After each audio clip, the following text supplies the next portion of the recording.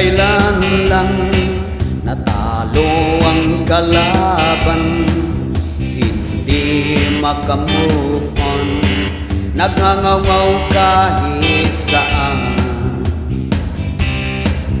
At nang lumabas na ang movie ni Daryl Yap, sa trailer na taranta na, mga ungas nahihilo na.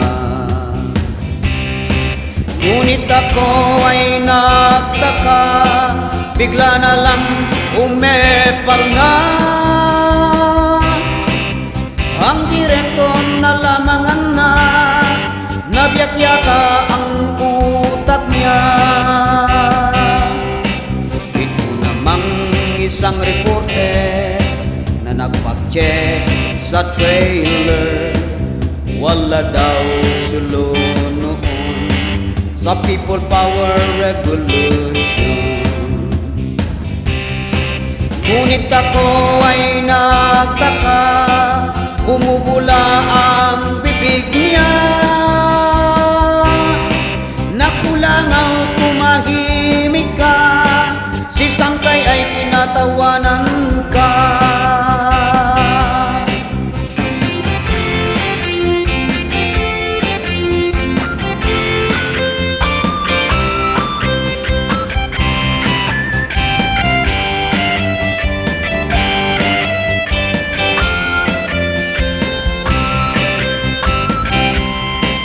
Ngunit ako ay nagtaka sa dami ng kumukontra sa movie ng ating bida. Mukha itong mag-blockbuster na. Kutob ko ay nalamangan na ang biyak na movie nila.